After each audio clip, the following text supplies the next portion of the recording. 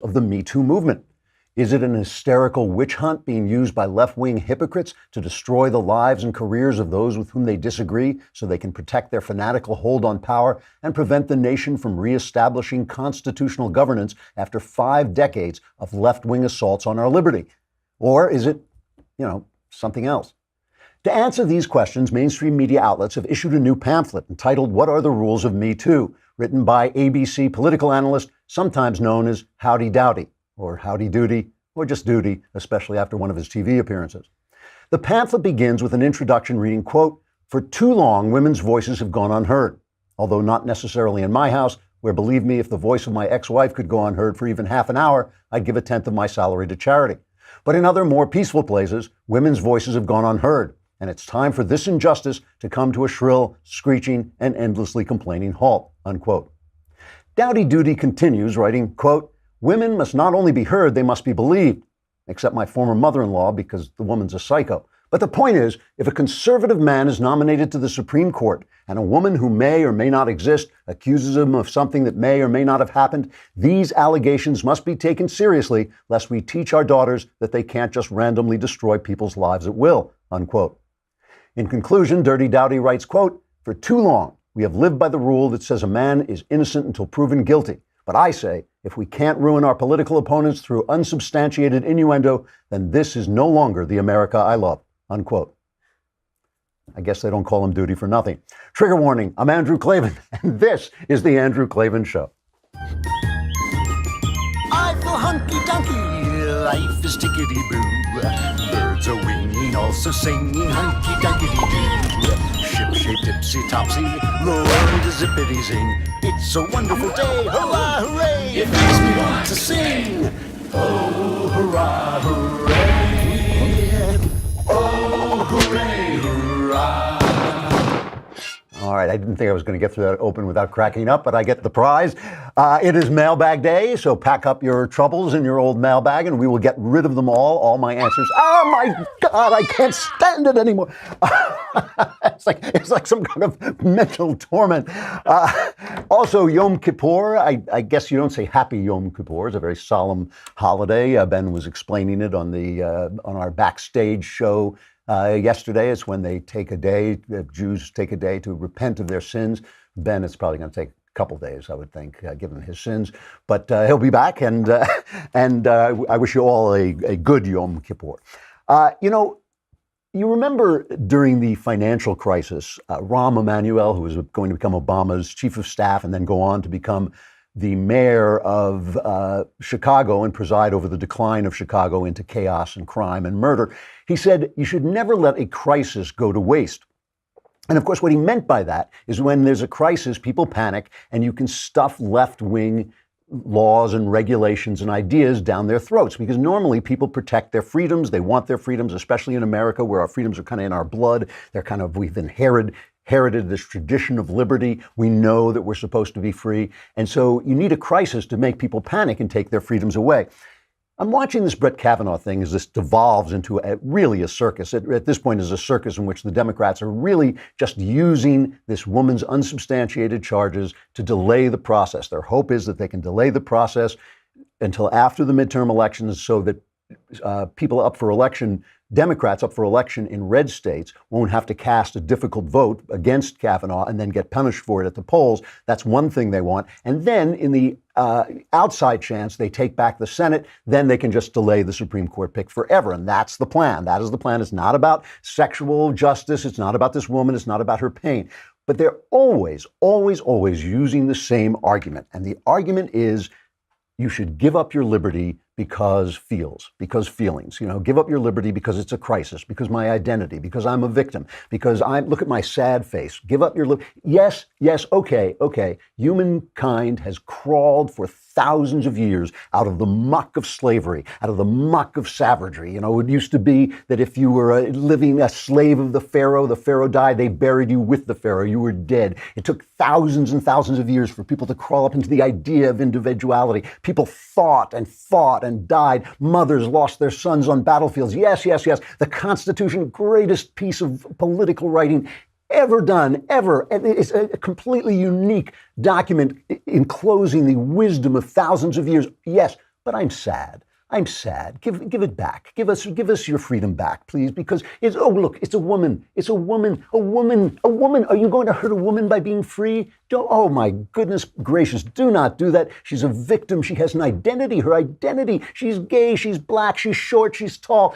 Give up your freedom, because this is a crisis. It is a crisis, and we're sad. It's always the same argument. And the argument kind of got its strength, got its power from the restoration of rights to black people in this country, which was a true injustice, and it required federal action against states' rights. Remember, during the time of segregation, when the Democrats were fighting for segregation down in the South, they called them Dixiecrats because they were the Democrats down in Dixie.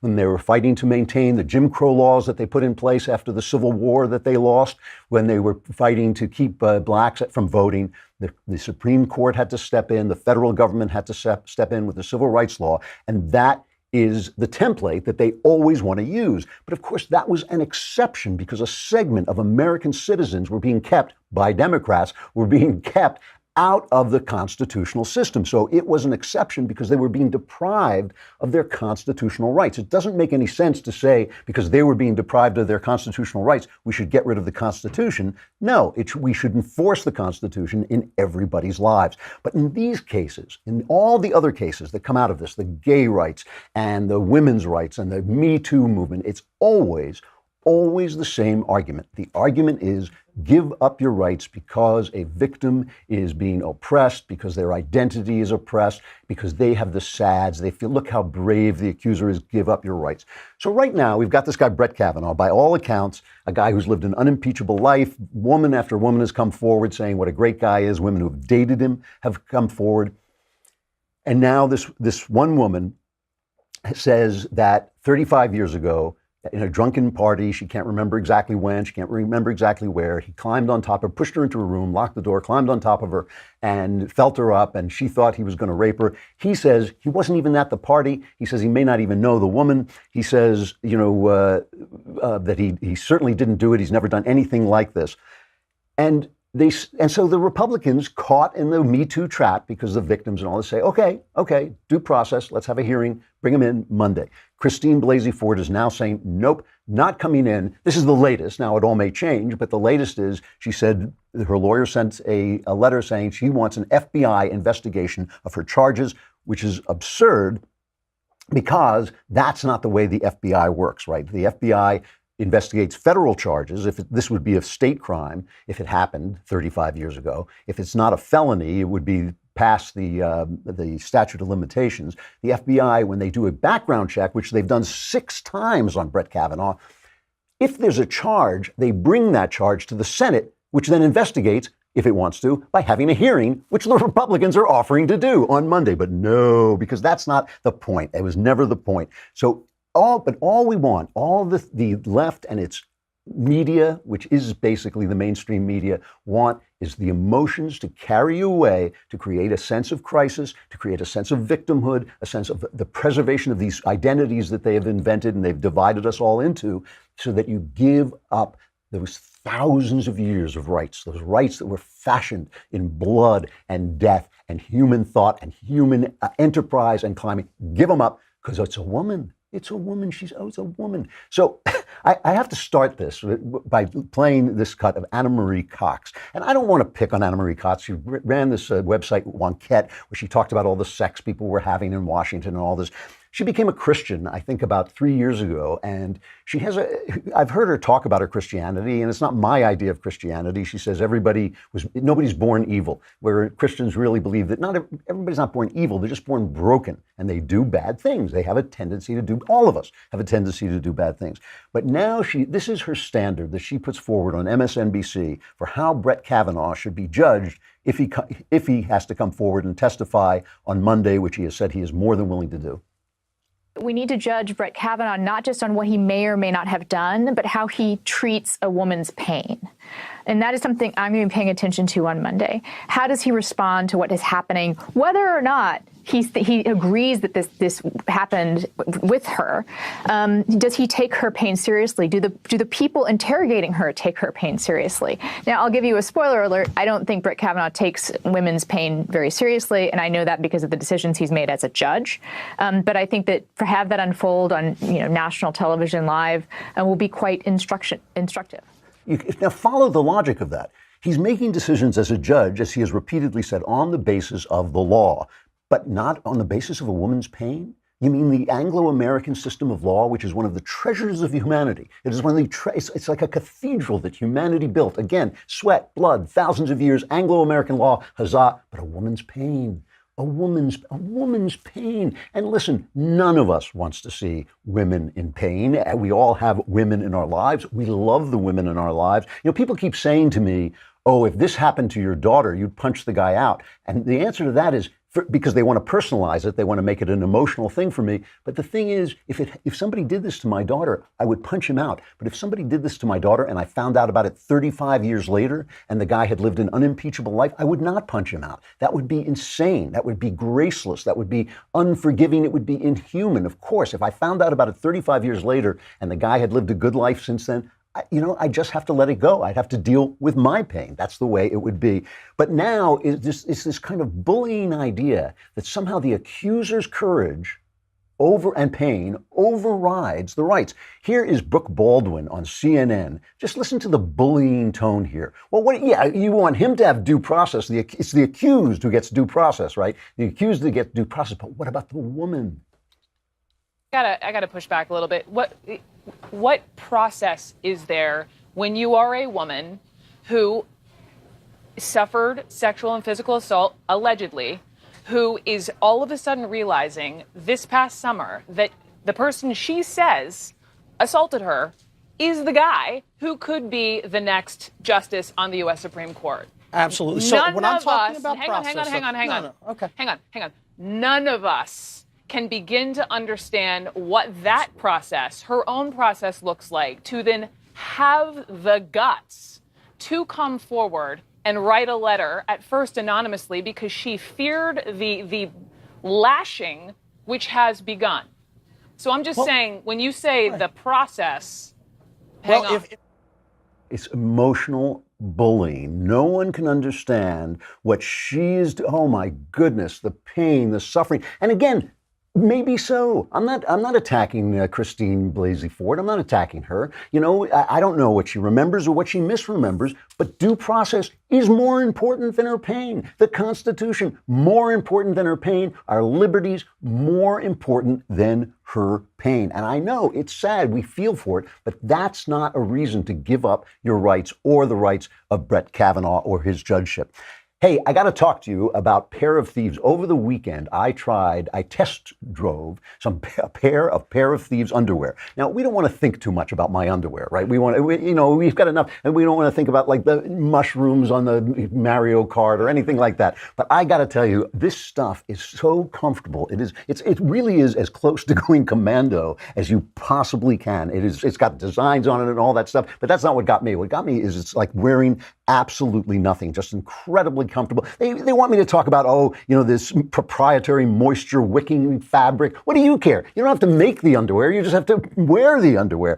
One of the guys who made this, he says all his wife wants is to see him in a pair of their Superfit briefs, and his wife is Jessica Alba. So we're guaranteeing you that Jessica Alba will come to your house. No, we're not. But they are incredibly comfortable. And for a limited time, this month only, our listeners get 20% off their first order at pairofthieves.com/Klavan. Get 20% when you go to pairofthieves.com/Klavan this month only. Pairofthieves.com/Klavan. As you are wearing them, think of my underwear and you say to yourself, how do you spell Klavan? It's Klavan. All right. So, of course, Joe Biden also said this, by the way. Joe Biden said exactly you remember Joe Biden, the former vice president with the brains of an ashtray. He said, for a woman to come forward in the glaring lights of focus nationally, you've got to start off with the presumption that at least the essence of what she's talking about is real. Whether or not she forgets facts, whether or not it's been made worse or better over time, Biden said. No, you don't. No, you don't. I mean, I'm sorry. If she's courageous, she's courageous. But if she doesn't show up on Monday, they should vote. And by the way, if you're a man, if you have an opinion about this, like me, and you're a man, the senator from Hawaii, Mazie Hirono, I guess her name is pronounced, she has something, a little message for you. Here it is. Of course it helps that there are women on that committee, but you know what? I expect the men in this country and the men in this committee, and many of them, believe me, because we all signed on to this letter to demand an FBI investigation, but really, guess who's perpetuating all of these kinds of actions? It's the men in this country, and I just want to say to the men in this country, just shut up and step up. Do the right thing. Oh, yeah. Yeah, just shut up. Just shut up, man. Because it's all, when you get to the point of, if you're not going to deal with rationality, if you're not going to deal with the law, if you're not going to follow process, and if it's all emotion, it's all bullying. You know who gets this right again? Donald Trump is playing this really well. He's being much more restrained than he usually is. Just listen to what Trump had to say, because it's important. I feel so badly for him that he's going through this, to be honest with you. I feel so badly for him. This is not a man that deserves this. This should have been brought to the fore.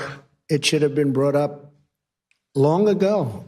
And that's what you have hearings for. You don't wait till the hearing is over and then all of a sudden bring it up. When Senator Feinstein sat with Judge Kavanaugh for a long period of time, a long, long meeting, she had this letter. Why didn't she bring it up? Why didn't she bring it up then? Why didn't the Democrats bring it up then? Because they obstruct and because they resist. That's the name of their campaign against me. They just resist and they just obstruct. And frankly, I think they're lousy on policy, and in many ways they're lousy politicians, but they're very good on obstruction. And it's a shame, because this is a great gentleman. With all of that, I feel that the Republicans, and I can speak for myself, we should go through a process, because there shouldn't even be a little doubt. Because Brett Kavanaugh has feelings too. That's why we don't give up our rights. We stick to the process. All right, let's move on here a little bit and talk about Trump declassifying these FISA warrants versus the deep state. Because I've always said, I've been very clear that I sometimes have trouble with Donald Trump. I've always been very honest about it. But the people who say he is fighting a swamp, a deep state, a government, unelected government that has gotten completely out of control, those people are absolutely right. And you've never seen it as clearly as this, because Donald Trump is talking about declassifying information in this Russia investigation. He wants to show that the FISA court warrant that let them spy on his campaign, that it was based on false, unsubstantiated charges from his opponent, from Hillary Clinton. So he says, I want to declassify this. Perfidious gasbag, John Brennan, right, who had a big hand in starting a lot of this, he goes on and says, oh yeah, he's allowed to do that, but we shouldn't obey his power. I think it's highly inappropriate and unethical for Mr. Trump to take any action that pertains to the FBI criminal investigation of Russian collusion and cooperation with Russia during the election, of which Mr. Trump and close associates are subjects. So that should not happen, that he would be able to take such an action. He certainly has the authority to do it, but I do think it's highly inappropriate. Well, I think Christopher Wray, Director of FBI, and Dan Coats, Director of National Intelligence, as well as Rod Rosenstein, who is overseeing this investigation, should push back against any directive that is going to have negative impact on our capabilities, as well as the investigation. So I think they should continue to push. If Mr. Trump and the White House does not relent, well, then I think they have some decisions to make, whether or not they're going to just not follow that direction and be fired, or to resign. So he has the authority, but the law enforcement should resist the law. Law enforcement should resist the law and resist and obstruct and obstruct. Now, we saw, I'm not going to play this right now, but James O'Keefe at Project Veritas has been doing his usual thing where he goes in with hidden cameras. Caught this guy in the State Department who is one of the Democrat Socialists of America who says, yeah, they can't fire me, so I'm writing Democrat Socialist letters. But earlier this week, Alexandria Google Eyes Cortez, the Democrat socialist candidate from Queens, was talking to Jake Tapper, and he asked her to explain how she was going to pay for all her projects. And everybody said, oh, she can't explain. So we'll play that because there's another kind of logic here that tells you why the deep state feels as empowered as it does. Your platform has called for various new programs, including Medicare for all, housing as a federal right, a federal jobs guarantee, tuition-free public college, canceling all student loan debt. According to nonpartisan and left-leaning studies friendly to your cause, including the Center on Budget and Policy Priorities or the Tax Policy Center, the overall price tag is more than $40 trillion in the next decade. You recently said in an interview that increasing taxes on the very wealthy plus an increased corporate tax rate would make $2 trillion over the next 10 years. So where's the other $38 trillion going to come from? Well, one of the things that we need to realize when we look at something like Medicare for all would save the American people a very large amount of money. And what we see as well is that these systems are not just pie in the sky. Many of them are accomplished by every modern civilized democracy in the Western world. The United Kingdom has a form of single-payer health care. Canada, France, Germany.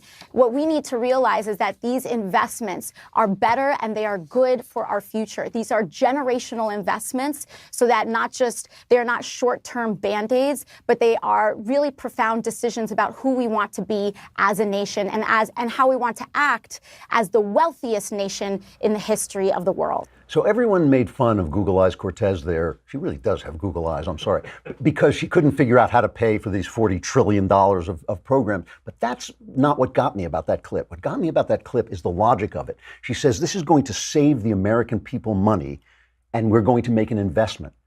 But whose money? Whose money? What she means is that your money belongs to the American people, which means to the state. What she means when she says we're going to invest it is we're going to invest it. Sure, you earn it, you work for it, but we're going to invest it because we own your money. And if they own your money, they own your time. And if they own your time, they own your life. And it's because they think they own your time and because they think they own your life that they can do whatever they want, no matter who you elect. And that is why people voted for Donald Trump. All right, it is time for the mailbag. Woo! Yeah! All right, we got a lot of good questions from Jacob. Hello, Klavan. Whatever happened to Lord Klavan? They used to call me the god of the multiverse. And I was Klavan. Hey, Klavan. I have a question on grief. All right, sad question here. I lost my mom to cancer last month, right after my birthday, and I'm having a hard time grieving over it. Whenever I think about her, I switch to thinking about something else. I feel like I'm not grieving her properly, but I don't know what to do about it. I'm only 20, and I don't have anyone to talk to about this kind of thing, but I don't want to ignore my thoughts about my mom. This question is the first time I've really sat down and thought about my mom since she died. All right. I'm really sorry, pal. It's very tough to lose your parents. It's very tough to lose anybody you love. I've said this many times, but it is worth saying again. Grief is a desert that has to be crossed on foot. And the reason I say that is because it is a space of time that you have to get through, and there's no driving across it. There's no taking a camel or a bike. You got to walk it step by step. Don't feel guilty about where you are right now. You are in this place that you are supposed to be in, where your mind is saying, you know what, that's too much pain. I can't quite deal with it yet. I'm going to kind of put it aside. Just relax and be sad. If you have someone to talk to, it's good to be able to talk to people. If you can't talk to people, sit down and write it down a little bit, because that'll help you focus your thoughts, or talk to God. Go in some place where you're alone and talk to God out loud. Because that'll focus your thoughts. But don't blame yourself for where you are in the desert of grief. You know, a lot of times what happens is grief can go on for a long time. And a lot of times people around you get tired of hearing about it. And they're like, shouldn't you be over this by now? Just take your time, walk across the desert. It is we've all, you know, anyone who's lived for a long time, as I have, has been through the desert of grief. Just walk it, pal, step by step, put one foot in front of another, and you will get to the end of it. And if you believe, pray, because God will let you get to the end of it in a place that is a good place. He'll let you come out of that desert in a good place. From Matthew, I am a proud combat veteran. Well, thank you, Matthew. We appreciate that. And I listen to you daily. While I don't agree with you on some things, I love your viewpoint on freedom. I mean, that's what I fought for all these years. What is it that prevents everyone from reaching this seemingly unattainable goal of freedom in America, and will it ever be reached? Well, you know, one of the things that George W. Bush used to say that I used to just tremendously disagree with, he would say, every human heart yearns for freedom. And I used to think, George W. Bush is an evangelical Christian. He read the Bible. If you read the Bible, if you read the story of Exodus, the people are enslaved. They're being whipped. They're being forced to labor under hard circumstances. And Moses comes and he says to Pharaoh, let my people go. And when Pharaoh says no, he brings in, God showers curses on the land, breaks the heart of Pharaoh so that finally Pharaoh relents. The people leave Egypt. They're free. They're finally free. And the waters part. And when the soldiers of Egypt come after them, God closes the waters over their head and they're drowned. And they get out into the desert and suddenly there's no food. And they say to Moses, hey, we were happier as slaves. We had food. We had water. Now we're out. What did you do? Were there no graves in Egypt that you took us out here into this desert?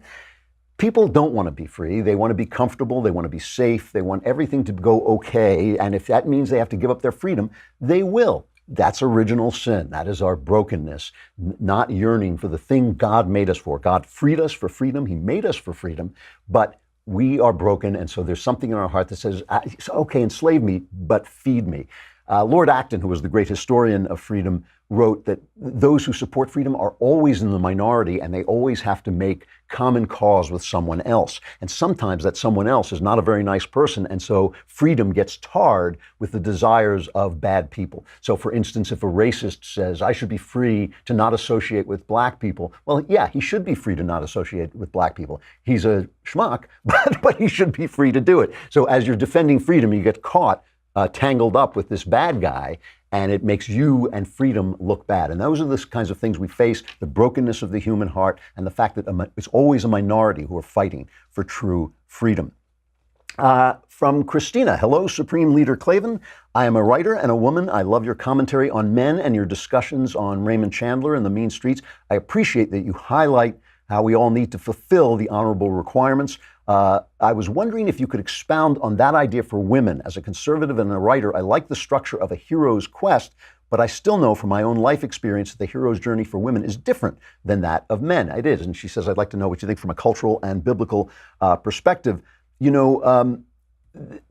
This is really true that women's hero journey is different. I've said this before, that the essential story at the heart of every story is, can the woman be loving enough to find a man and create a new generation? And can the man be brave enough to protect her? Those are the things that we're kind of dealing with. And can the man break away from his father? Can he become, the man that he wants to be? And can the woman become the woman that she wants to be? It's not, feminists impose all these ideas of strength and all this stuff. Yes, it does take strength to become a woman and a full woman, but it also, it takes a certain kind of tenderness and lovingness and vulnerability that men don't always express. The person who writes about this, I have to tell you, and I know is plugging my own family, but is my daughter, Faith Moore. She has a website, a blog about Disney princesses, and she talks about how the fairy tales show the women's journey, because fairy tales are one of the great cultural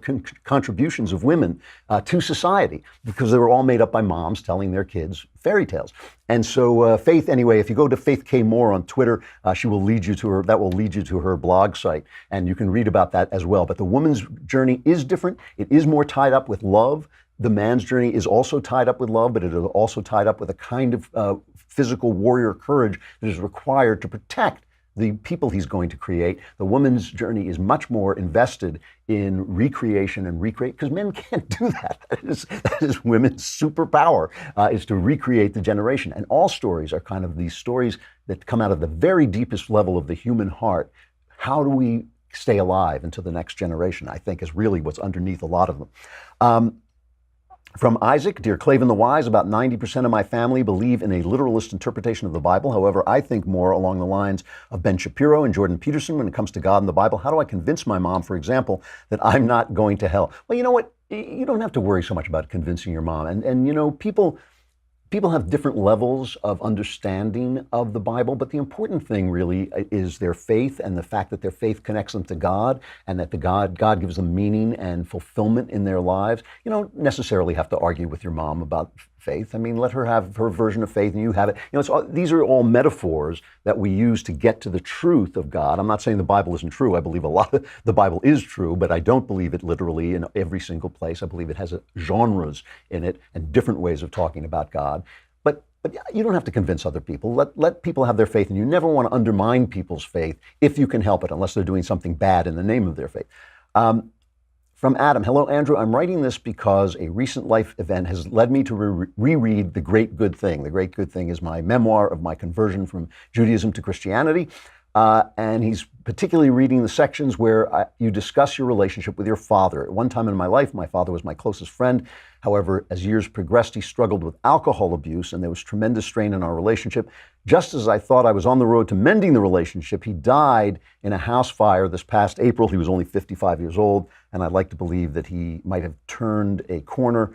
Now I'm left to remember the good about him, but I'm struggling to make sense of the combination of grief, anger, love, and the desire to forgive. Any thoughts? Yeah, again, you know, let yourself struggle with these things, think these things through. You want to be moving toward forgiveness. I did have a very difficult relationship with my father, but I did try to, you know, find forgiveness. And when I found forgiveness, I found it through will. I willed forgiveness. And then the forgiveness, the feeling of forgiveness followed my willing that forgiveness. But be honest with yourself, you know, go through the relationship, sort it through. That's a very painful thing you've been through. Sort it through in your life. Hey, I got to say goodbye to Facebook and YouTube.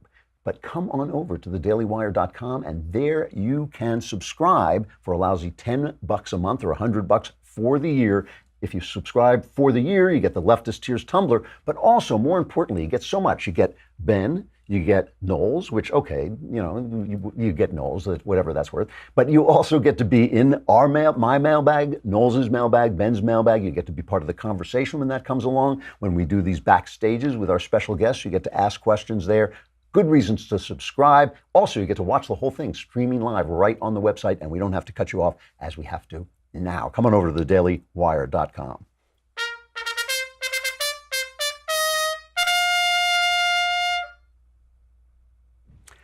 All right, from Kurt. Mr. Klavan, leftist culture and mainstream media always state that fascism and the Nazis are a product of the far right. After watching Dinesh D'Souza's movie Death of a Nation, I'm now questioning this. Mr. D'Souza presented compelling information that these two were a product of the far left. He was basically saying it was the combination of progressive and nationalism, with Nazis also adding racism. He was also stating that the alt-right has more in common with the left than the right. What is your opinion on this? Okay, well, an excellent book to read about this, by the way, is Jonah Goldberg's Liberal Fascism. He goes through the entire history of it. It's a little murky. I love Dinesh. He's a great guy, makes really fascinating movies and writes really fascinating books. But I sometimes think he pushes this argument a little bit too far. Hitler was a man of the left. I think that is fair to say. But Nazism, with its intense nationalism, which in Europe is usually associated with being a conservative, with being right-wing, Hitler with his nationalism was kind of a hodgepodge. He was also a psychopath. He was an evil psychopath. And so that doesn't really have a party. Believe me, nothing will protect you if you are an evil psychopath. You can be an evil psychopath on the left. You can be an evil psychopath on the right. But here is the thing. The categories in Europe are different from the categories here. And that's why when you read a newspaper and it says far-right party in Britain or far-right party in France, it's different. Why?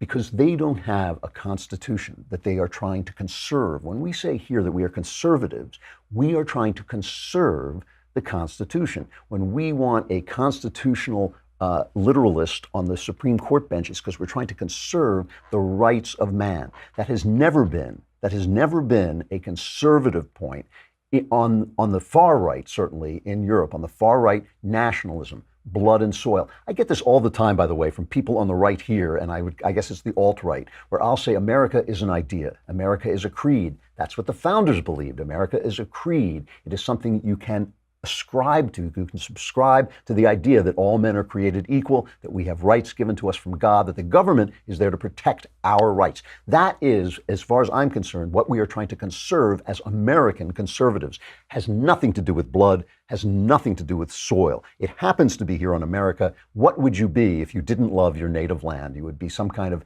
empty shell of a human being. What would you be if you didn't love your native land? But having said that, yes, nationalism can go too far. So my point about Hitler is Hitler grows out of several trends in European history. The anti-Semitism, which was a absolute embedded idea in Europe. The nationalism, again, not particularly a left-wing idea, but they were National Socialists. They were fighting the communists, but they were National Socialists. Hitler was a man of the left. All that means is when the left immediately calls you Hitler, you can strike back by saying, hey, Hitler was a socialist, okay? If you want to get into that level of argument, that's what it is. But if you want to look at it a little bit more deeply, it's a little murkier than that. All right. Hello, Supreme Leader Klavan. Now we're talking. Now we're getting back to what's on my business card. I'm a writer. Oh, I think I did that one already. And I'm actually running out of time, but I'll do one more from John. My college roommate was born and raised in China, but has become more libertarian as he's lived here. He wanted to ask if communism is a result of actual need or simply a result of want and greed. Has it ever worked? It never works. It never works because the logic of communism is the logic of slavery. We were talking about this with Alexandria Google Eyes Cortez. The logic of communism is that your work, what you own, what you have created belongs to the state. And that's why it always devolves. It always devolves into slavery. It always devolves into cruelty. Plus capitalism, this is so strange. Capitalism has lifted so many people out of poverty around the world. And wherever you have rule of law, free trade, property rights, capitalism, you have these incredible, glorious benefits. Why? Because it uses the human soul, human nature, to create the economy. It uses freedom to create the economy. And that is, it's kind of a miracle. It's all choice. It's all, oh, look, I made an iPhone. Ooh, I want an iPhone. I'm willing to give you some of my money for that. I mean, that is a beautiful thing. Even greed, even your greed, starts to serve my need under capitalism. But when you put it all on the state, it all devolves into power. It all becomes about I own what you made. I own your money. I own your time. I own your life. Even if it worked, it would be immoral. But it never works because it doesn't have the brilliant genius of capitalism and the brilliant genius of freedom. All right, time to move on to Tickety-Boo News.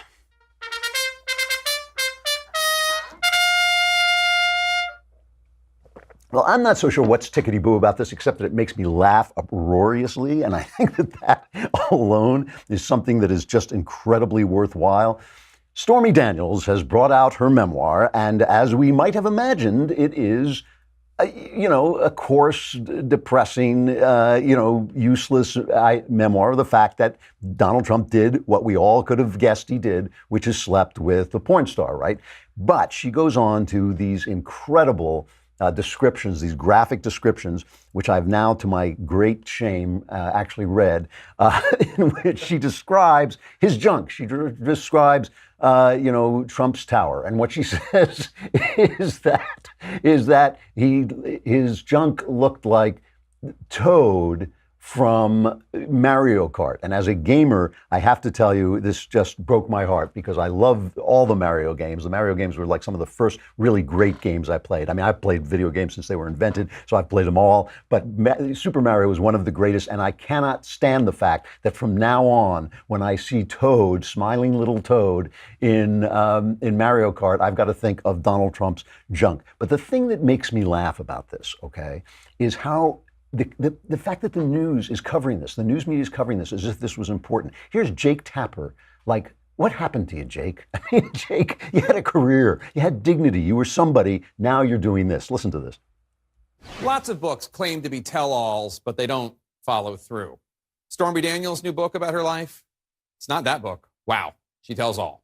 From the details of her career in porn, to, yes, being in bed with the future president of the United States and even being able to pick certain parts of him out of a lineup and then being threatened to shut up about it. All these accounts are in there. Jake.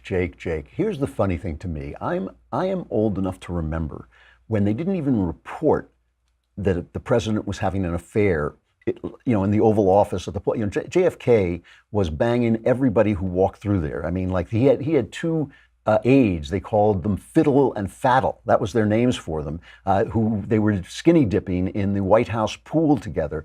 And the press knew all this stuff, and they just didn't report it. And when they first started to report back in the 80s, I would say it was, when they first started to report on the sexual shenanigans of powerful people, powerful men mostly, when they first started to report on that, there was this big debate about whether it was relevant, important news because it was the character issue. And I made fun of this. I wrote this novel, True Crime, which became the Clint Eastwood movie. And in that, he says the character issue is just a way of reporting about sex. All we want to do is report about sex. Why? Because people want to read about sex, because people are salacious and they're judgmental and they're gossipy and they want to talk about sex, so they will turn sex on. So while they were sitting there with their serious faces, just like today, they're sitting there with Brett Kavanaugh with their serious faces when it's all about politics, when they were talking about the character issue back in the 80s, they were really just talking about sex. That's all they wanted to do. So now we have moved on, and now we have the horrible concept stuck in our head forever. Like I used to, you know, I've been walking around for days going like beep, beep, beep, beep, beep, beep, beep, beep, beep, beep, beep, because I'm singing the Mario theme song because this thing is stuck in my head. And now forever we have it stuck in our head that Donald Trump is walking around with Toadstool from Mario Kart in his pants. And that's the character issue. That's the serious character issue. On top of this, the guy, one of the people who wrote for Sesame Street now says, yes, I'm a gay man, and Bert and Ernie were gay. They're puppets. They're puppets. They haven't even got Toadstool. They haven't even got to, they're just puppets. They don't have to be gay. They can just be pals. They can just be friends. And if you want to think of them as gay, go ahead, but leave us alone. Leave us alone. Your sex life doesn't matter to us. It doesn't matter to us. And by the way, Frank Oz said, you know, he's the guy who created Bert and Ernie, and he says they're not gay. They're friends. Of course, they're just friends. We saw it on the air. They were pals. They were friends. These guys with their obsession about sex, they will ruin everything. It really does. It really does. You have a right to be entertained. You have a right to watch Bert and Ernie. You have a right to play Mario Kart without these clowns getting in your head with their filthy ideas. All right, I got to say goodbye. It's been great. We will have Glenn Beck here tomorrow, will we not? I believe we will. The great Glenn Beck. I'm Andrew Klavan. This is The Andrew Klavan Show. We'll see you then.